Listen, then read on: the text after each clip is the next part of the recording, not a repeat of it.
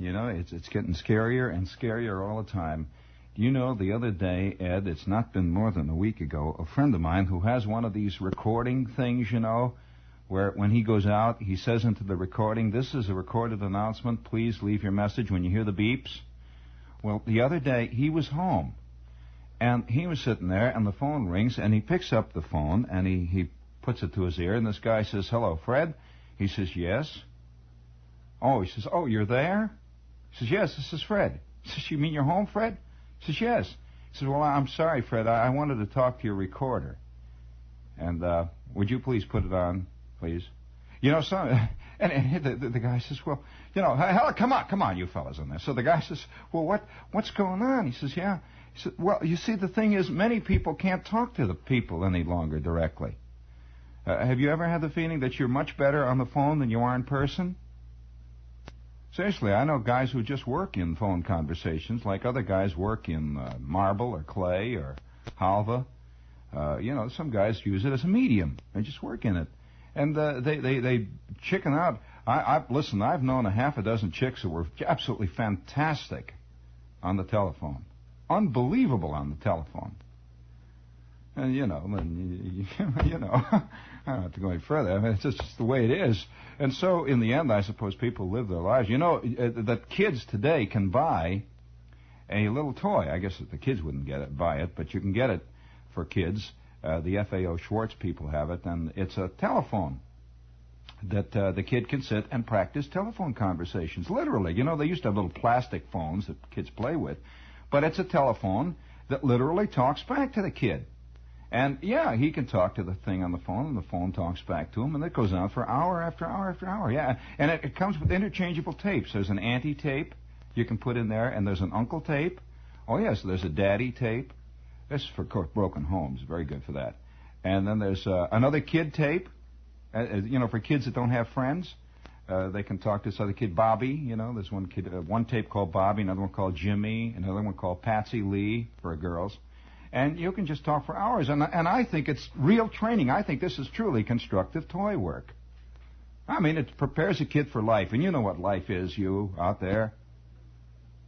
Well, sure you do. You know what life is. You're living it. I mean, don't let anybody else tell you that they know more about life than you do, because you're living it too. You know, we're all in this together. We're all rowing the same boat, or at least we're all bailing the same thing that's sinking. I got a letter from this lady. She said, dear Mr. Shepherd, I am a happy woman. I don't know what you're talking about. As a matter of fact, my husband Charles says that you're some kind of a beatnik. And I hate to tell you this, he also says you're a communist. Well, I don't think you're that, actually. I don't know quite what you are, but I have to tell you, I'm a happy woman. Signed, a disgruntled ex-listener. And that's an exact copy of a letter.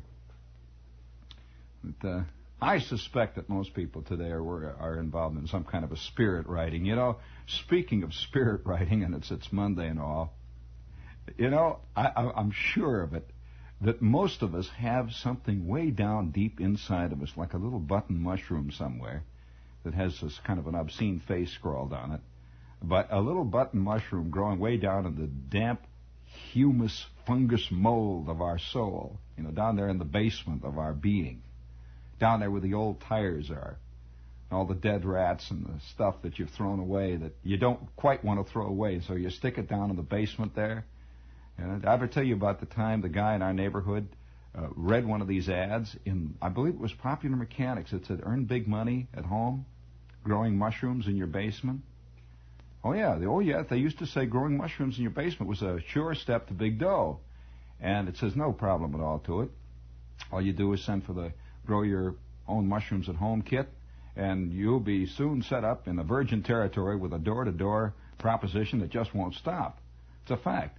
And that's true. It says send your name and address to Fungus, Box 6SJ7, Topeka, Kansas. Or was it Fungi? But it's the Fungi is the fun business. But nevertheless, he sent away, and it's a true story. The poor clown was growing mushrooms in his basement, but his family got a little upset. I remember the kid. There was a kid. It was Bobby Anderson, as a matter of fact, now that I think about it. That his family couldn't sleep for weeks because, you know what, one thing about mushrooms, you know, mushrooms are not like regular plants, you know that. They're not even like animals. They're something else again. And the family used to have a terrible time sleeping after he started to grow the mushrooms in the basement because you can hear him at night. Oh, yes, in the dark. Oh, true. You know, a mushroom will grow sometimes as many as 4 and 5 feet in 10 minutes in the dark. You know that, Ed. And they make a sound. And when you get a lot of them together, they make an audible sound that comes up through the hot air registers. And you don't like to be reminded of nature that much, you know. No one likes to admit that nature is out there lurking behind the privet hedges. See, we feel that as long as everything is clipped and trimmed and we got a good lawn, that we've got it held at bay. But let me tell you, there is a secret thing that grows down in that deep little dark coal bin of our soul down there, back of that pile of old ashes and clinkers, that tells us that it's out there. As a matter of fact, I have here one of the scariest pictures I've seen in years, and I'm holding it up right now. If you look careful at that transistor thing you got there, you'll see me holding it up there in evidence. It's going to go into my vast file of how it was 1,000 years ago when they dig this jazz up 1,000 years from now. It's from the Chicago Tribune. Now, I don't know whether you know anything about Chicago. I don't know whether anybody knows anything about Chicago, actually. In fact, you know, they say only the dead know Brooklyn. Well, they say that only the Finks know Chicago. That's a phrase that's out in Chicago. That's true. And I lived in Chicago for a long time, and there's no question about it. I'm a Fink. In fact, I'm a rat Fink, as they used to say on the South. A rat Fink, used to holler when I'd go into the pool room. But that's neither here nor there. And you don't really know these places. And Chicago is a big city. It's a big swinging pile of concrete. And it's just like New York, you know, fist fights, hollering in the darkness, and guys spitting and walking along and driving cars and arguing and eating in fancy restaurants. It's just like, just New York. It's 6 one, half dozen the other. Well, from the Chicago Tribune, which, by the way, is one of the great humor dailies in the Western world, the Chicago Tribune, it's got a tongue in its cheek so big that tongue sometimes stretches all the way up to Milwaukee and all the way as far west as Kalamazoo. But nevertheless, it's got a tongue in its cheek. Did I ever tell you about my Uncle Carl when he wore out all the tires on his Essex, Ed? And no, they used to do this. A lot of guys did this. Well, when they wear out the tires, this was during the Depression, and they would stuff their tires. Uncle Carl would stuff his tires with paper instead. Yes, because his tires wouldn't hold air. It's just simple as that. You can do that. Now, don't look at me disbelievingly. Yes, it is possible. I saw it done. Uncle Carl used to take a whole mess of Chicago Tribune editorial pages, and he'd wet them down. Yes, he said there was nothing tougher than a Chicago Tribune editorial page. Yes, it could stand nails, punctures, anything. And he'd wet it down, see, and he gets it all in a big glop, and he'd pour it into the tire and tamp it down, keep pouring more and more and more in there, and then finally he'd get it on the rim, and he'd hook it up, and he'd drive for years on the Chicago Trib editorial page alone. He believed in it strongly. He says there is a bulwark of solid protection. And, they always advertise General Tires. He used to talk about how great. But anyway, that's the Chicago Trib. So the Chicago, you know how the New York Times just flatly says all the news that's fit to print? They don't allow any argument. I mean, they don't say all the news we think that's fit to print. Nothing like it. Just say all the news that's fit to print. Well, the Chicago Tribune does it one step further. They go even further. They say, the other one I think will be good for this one. Now, hold it, Ed. Now, I'll give you the cue. They say, the world's greatest newspaper. Oh, rick-a-tick-a-tick. Come on, all together, gang, now. Oh, here it comes. Oh.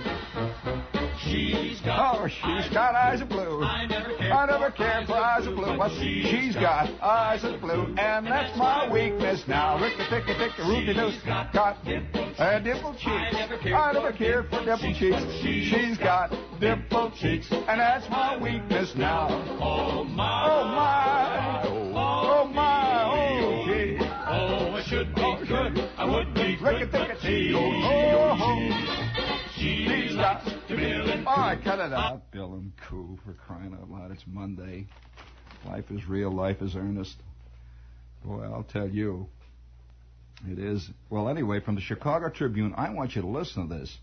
This is going to give you pause to think, boy. From the Chicago Tribune, there is a sequence of 4 pictures. And they're news photographs. I don't know who took the pictures, but boy, they were really right on the ball. four. Somebody should win a prize for these four pictures, this sequence here. You see in picture number 1, and you see the houses in the background, just plain ordinary Chicago type, nothing crummy houses. And it's at 48th and Ellis Avenue. Now, 48th and Ellis is a part of Chicago. It's hard to parallel it here. There's nothing in Manhattan that's quite like 48th and Ellis. This is a part of Chicago that is composed of mostly, and it's not suburban either, you see. Chicago is largely an urban, well, it's really an urban residential city. We really don't have much of that here in New York, now that I think about it. But when I mean urban residential, it would be as if all of Queens and all of the Bronx and all of Staten Island moved into one great big pile in Manhattan, and that would be Chicago. And they maintain their lawns and stuff too, though, you see. You know what I mean there? Yeah, they have lawns and stuff. Well, anyway, it's a residential district, Ed. And there they are. You can see the houses. That's what makes it so scary, because the houses look like regular two-story, what they call in Chicago, St. Louis bungalows. Did you ever hear of a St. Louis bungalow? Well, I have a picture here of a St. Louis bungalow. I'll show it to you later here. But they're just ordinary houses, you see, and fat German grandmas live in them, and little skinny, angry ladies who once went to Wheaton College for 2 semesters and spent a summer handing out tracts, and all of a sudden they met that Bible student, they got married, and now he's working for the Fuller Brush. You know, that whole business. They're all living out there. You see, they're ordinary people, you know, who have skin troubles and watch television and stuff. And you can see the houses in the background, and you can see in the upper right-hand corner a couple little branches of trees. And right in the middle of the picture, you see this great big blur with 2 enormous wings spread out and about 648 steel-tipped talons reaching down. Yeah, look at that thing diving there.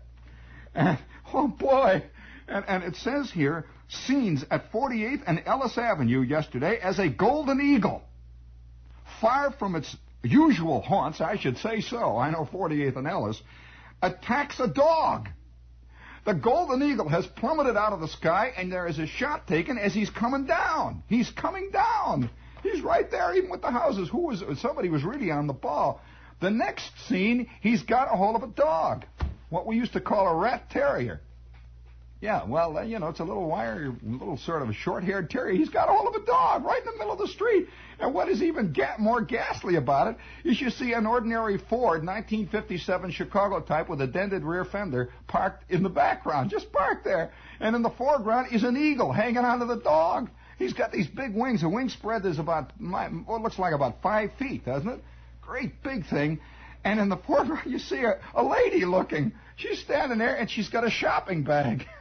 Boy. And you see a cop, and he's shooting at the eagle. And then it says, picture 2, eagle grips terror-stricken dog in its talons as policeman James Thomas fires his service revolver at the bird.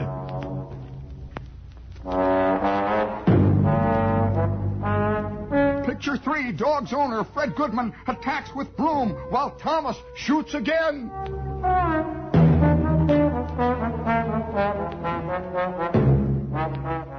Picture 4, bird flies away angrily and perches on chimney, glares at men.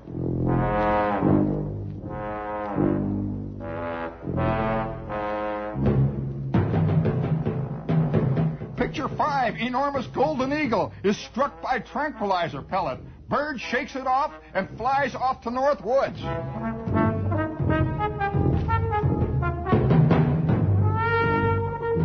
Hold it there. Oh, boy. I mean, I'm serious about this. Now, what if you were walking along, say, up on the Grand Concourse, and all of a sudden a golden condor came down and took Fred? Oh! You know. Boy, I'll bet a lot of people in that neighborhood felt that they were finally atoning for their sins. Speaking of sins, this is WOR AM at FM New York.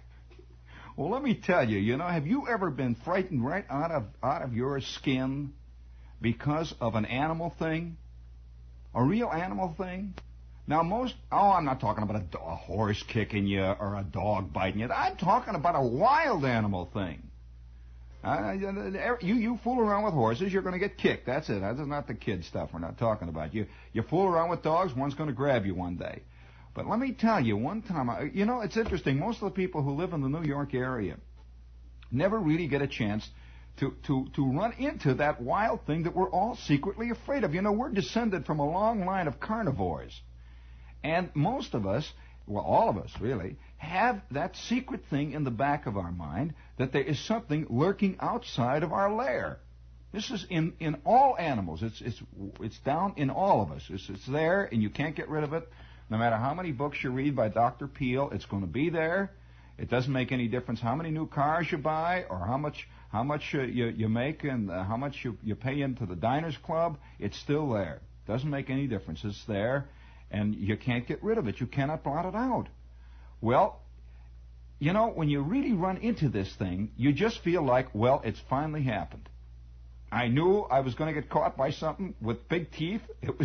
I knew it. And now here it is, and you start running and it grabs you again. You run and it belts you down. You run, you get up and you run. You hit your head on a rock and there's no getting away. Well, let me tell you what happened to me one time. I'm just going to describe the scene. Now, you really have to get outside of central New York for these kind of things to happen to you. But when they happen to you, boy, they leave an indelible mark on you. An indelible mark. And I'll tell you what this one was really, how it was involved in my early growing up, and it scared it did. It scared it right out of me. I'm a kid, see, and I'm living in northern Indiana. Well, every summer we used to go up into central Michigan on a vacation. Now, central Michigan is a state pretty much like Wisconsin. Central Michigan is a glacial area. Now, the glacier that moved over Michigan countless eons ago scooped out about 8 million little holes in the ground. As it moved over, it dropped pebbles and stuff as it went. And as it did so, scooping the holes in the ground, it would melt a little bit. And in so melting, it provided the water, it provided the basic material for countless lakes. There must be 8 million lakes in Michigan. You ever been up there, Ed, up in Michigan? Well, there must be 1 million lakes in Michigan. They advertise Minnesota as the land of 10,000 lakes. Well, actually, there are 11,000 some odd in Minnesota. I would say that there must be easily that many in Wisconsin and probably that many double again in Michigan. It's just that kind of place up in those three states are literally paved with lakes. Now, I'll tell you what kind of lakes these are, though. These are not the kind of lakes that you're used to up here. The lakes that are in the northern area are largely rock lakes, pebble lakes, sand lakes. And they're craggy lakes. They're clear water lakes here. But the lakes that are scooped out of the peculiar loamy soil of Michigan and Wisconsin are lakes that have a quality all of their own. First of all, the bottoms of them usually are thick silt. If you get down to the bottom of a lake in Michigan, for example, you'll sink right up to your neck immediately in mud. Now, they call it mud up there, but actually it isn't mud. It's a kind of a silt. It's a gathering of countless generations of weeds that have drifted to the bottom. Now, that's another thing. The bottom of Michigan lakes are covered with enormous weeds that reach up. And if you look down into the clear water, sometimes you can see these weeds just reaching up, millions of them reaching up with great fingers. And as the water slowly shifts a little bit, there's a little current. These big weeds move back and forth like great waves under there. It's very scary. Sometimes you tug. When you've thrown your anchor into one of these weed beds, you can pull on your anchor for maybe 15 or 20 minutes before you pull it out. And as you pull your anchor up, you can see long, great mobs of weeds trailing after it. And the water is usually dark green, almost black. It's so dark. And the water itself is interesting, too, because these weeds are continually flowering. And as they flower, what they call flowering, it's underwater growth, it fills the water with countless bits of little white dot-like material. It's seeds or something. I don't know what it is, but it's from the weeds. It's like millions and millions of little protozoans just floating in the water under there. So as you look down, if you dive under the water, it's all fresh water, by the way. As you dive under the water and you look around, It's as though there's a faint snowstorm ahead of you all the time when the weeds are flowering. Now, if you look enough at this water, your imagination can form pictures of things that are there and just the way it is, that it just doesn't stop. You know how these guys must feel about the Loch Ness monster. There has to be a monster there. Nobody's seen it, but there's got to be one there. Just the way the place is, It's Monsterville. Well, I'm there, and I used to float out and at about twilight, and I would cast for bass. Well, now I'm a kid, you see, and I'm a notably unsuccessful fisherman. I was great with the bluegills. I was very good with sunfish, and I was even pretty good with the perch, with the yellow perch. But once in a while, every night I would float out. These lakes just lay there. That's another thing about these lakes. There is a certain still, ominous quality about them. And all around the edges of the lakes are these great growths of lily pads and bulrushes that reach up. And dark, dead trees. That's a fascinating part of it, too. There are thousands of trees standing in the water because, you see, this goes back countless years. Some of these trees are very ancient trees standing in the water, just reaching up. And so at maybe, 6:45, 7:45 at night, when you drift next to these things, anything is possible in these trees. And these trees are all a sort of a gray, whitish color, and they catch the light and the moon glow. And the water just lies in between them, and at the end of each lake is what they call the marsh. Now, these lakes are not as definite as eastern lakes. They're very indefinite lakes. They sort of just trail off in the marshy areas. There's no beaches on them either, the way you know a beach here, you see. They just sort of laying in the hills there, and they trail off into marshes and strange, dark, dead, petrified forests and one thing and another. Oh, they're very scary places.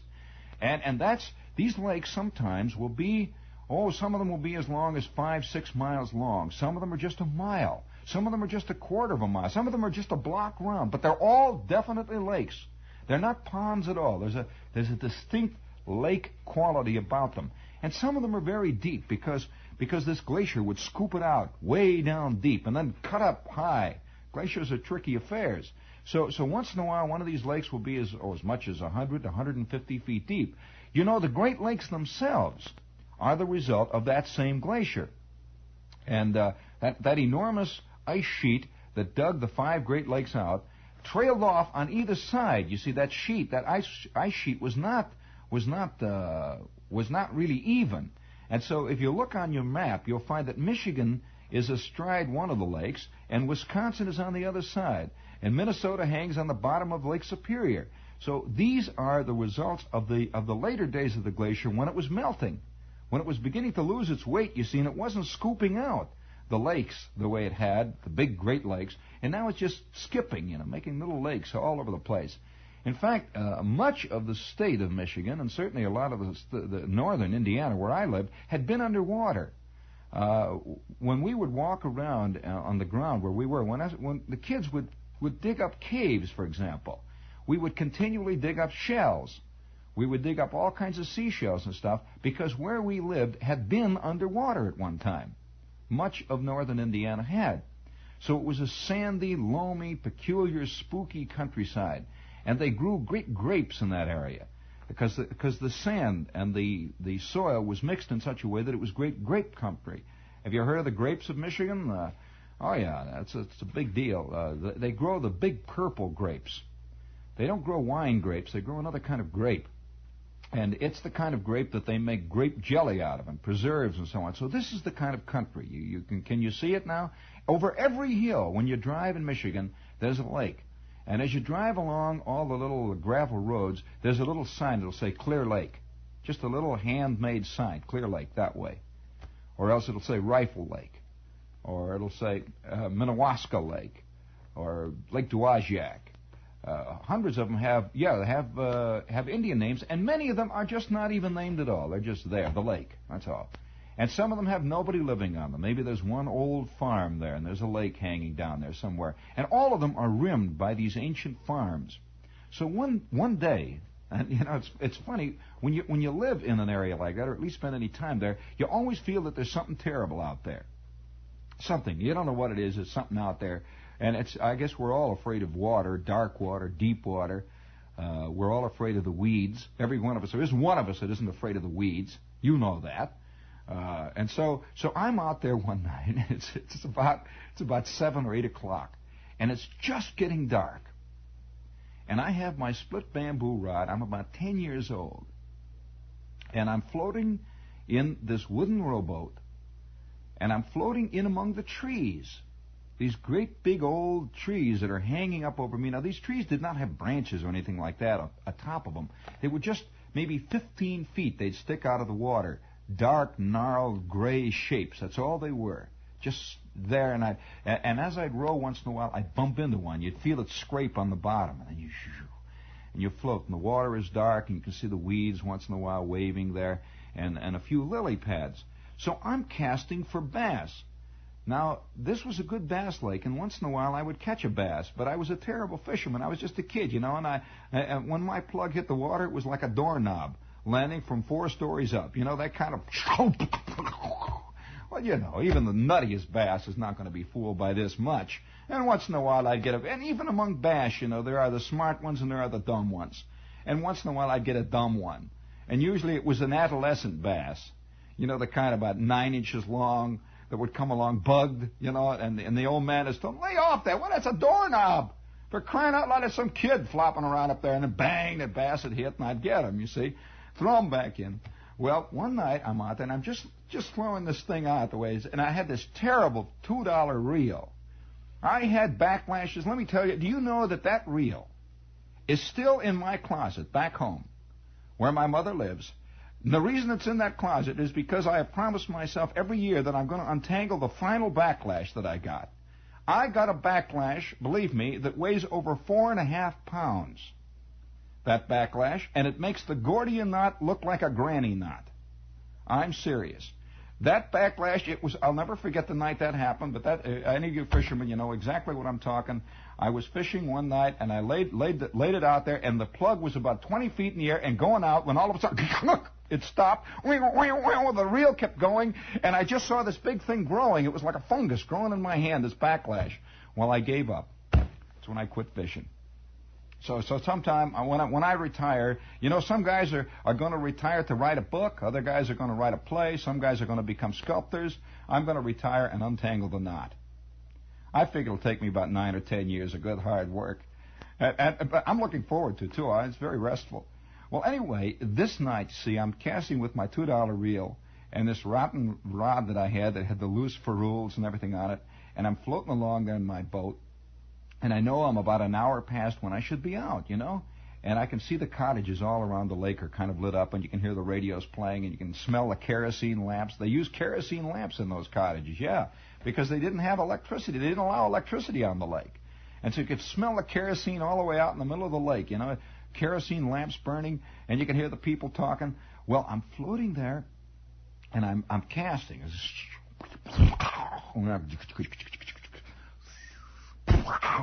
It's plopping out there. Once in a while, I'd hook a weed, reel it in, unhook the weed. Okay. Well, I'm doing this, and I'm sort of floating, and I'm half asleep, and I'm just, I hadn't caught anything like this for weeks. And I lay it out there, and it goes, plow, show, blow, wow, blow, wow, boom, wow, blah, blah, wow. Well, before I knew what happened, the reel is going,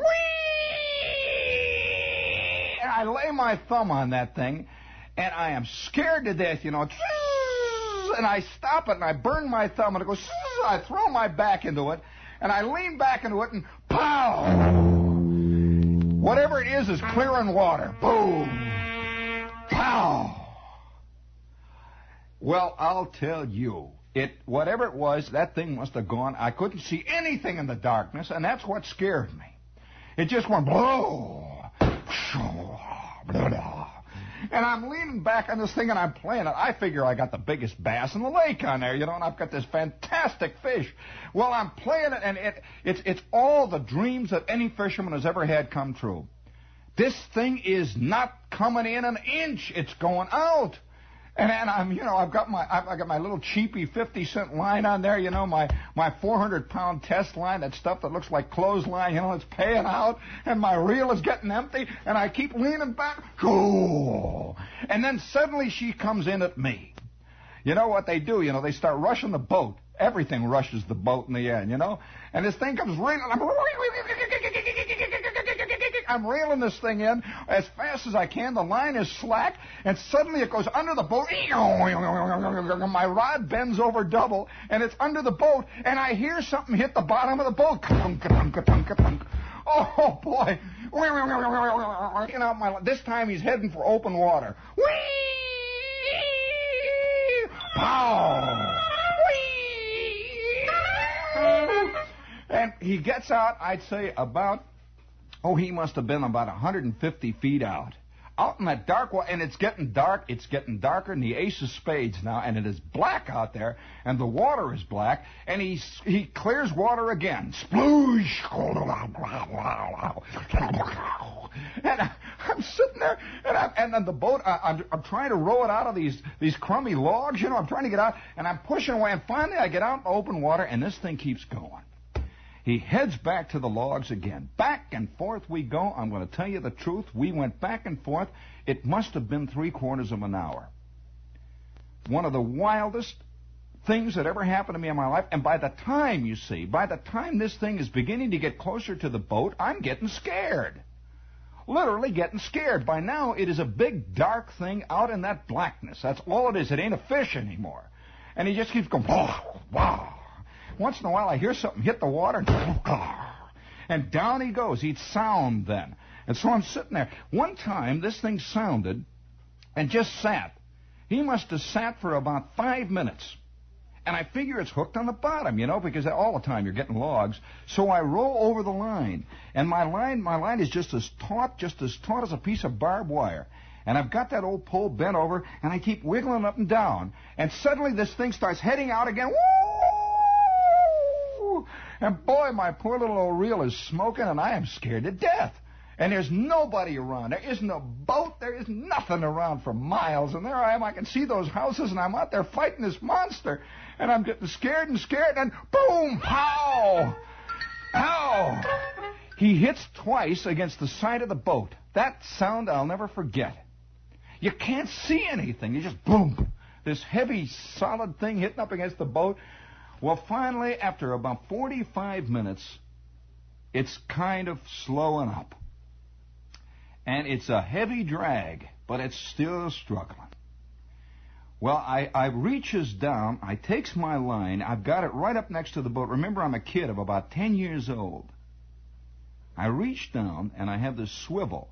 And on the end of the swivel, I have about, maybe 4 or 5 or 6 inches of heavy gut leader.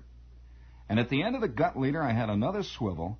And at the end of the swivel, I had my homemade plug, which I had made over the winter. I used to carve plugs out of broomsticks. And I'll never forget, this was the worst-looking plug. It looked great as wood, but I had painted it a kind of peculiar pink. I figured they could really see that. Well, whatever it is really saw this son of a gun. And I can see it down there. I can see my plug, and I can't see anything else except a dark thing down there.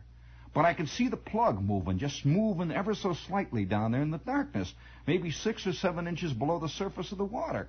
Well, I reached down. I figure, it's a fish. It can't be. And I'm real scared, and yet at the same time, so I reach down and I start to pull the thing up, and this tail, this gigantic, plow, pow, pow, pow, pow, pow.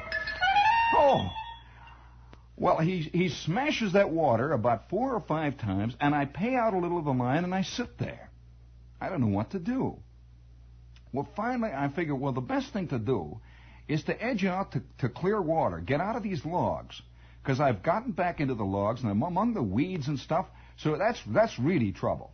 So I'm holding one end of the line, and I've got the oar, and I'm pushing away at the logs, and I finally get drifting out, and he's following.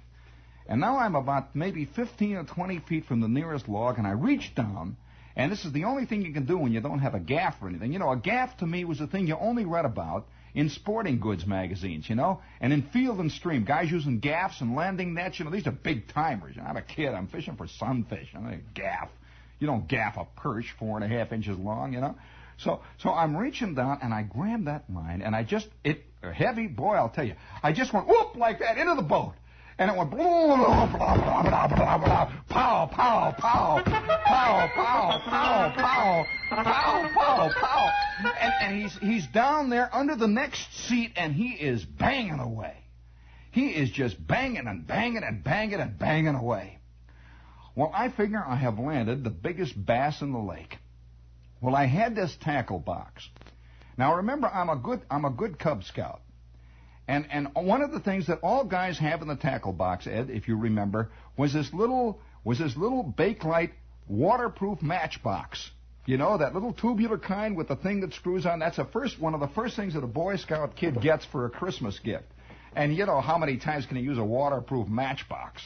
Well, I've got a waterproof matchbox because my old man used to go fishing with me, and he used it all the time to light his cigarettes. So I reach in there, and I unscrew this thing, and I light one of the matches. It's got a little abrasive thing on the top. And I looked at, unbelievable! There, laying in the darkness, lit up by my match, is I had never in my life ever seen anything like this. To this day, I haven't seen anything like it. This thing was about, I would say roughly he was about 3 feet long, 2.5 to 3 feet long, a big baby. And he is a strange blackish golden color, one of the most beautiful golden colors I've ever seen, with a kind of a peculiar whitish gold silver belly that ran the entire length of him. He had a mouth. I would say roughly this mouth was 6 inches round. And in that mouth, under the light of my yellow match burning, I could see at least 455 enormous yellow canine teeth.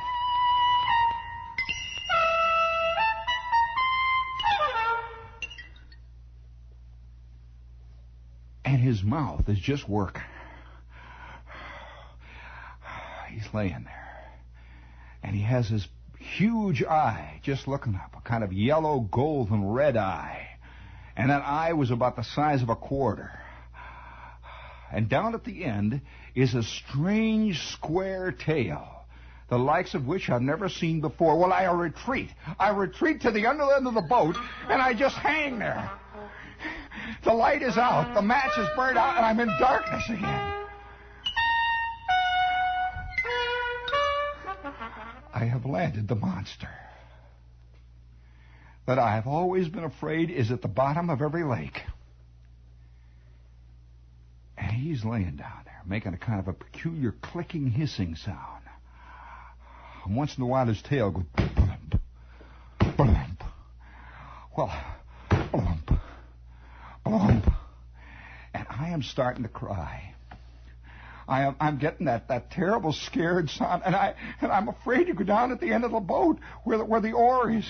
Well, I have to do it.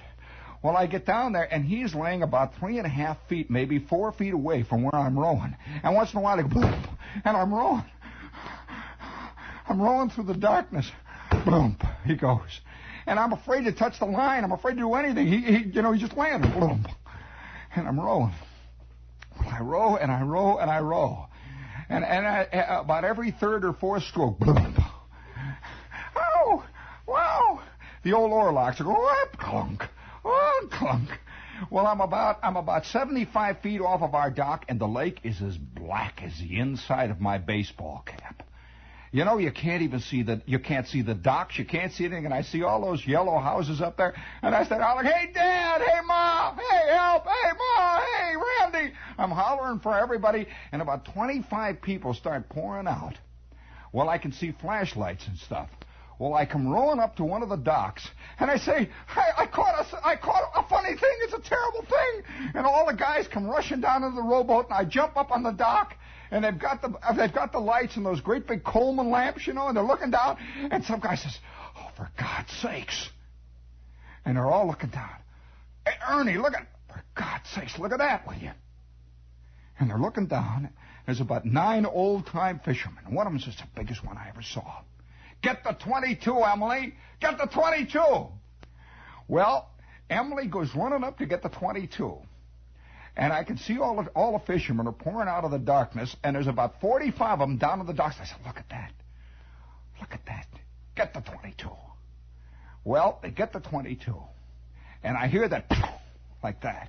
And by now, I'm all the way up on the beach. I am scared. I am sweating. Well, Ernie comes back, and he says, "Where's the kid that caught that?" And it's me, I said, "I'm the kid that caught it." He says, "Kid, that is the biggest golden dogfish that I have ever seen in this lake. And I have been fishing in this lake for 35 years. Kid, you caught the biggest, toughest golden dogfish probably in the state of Michigan." I said, "What?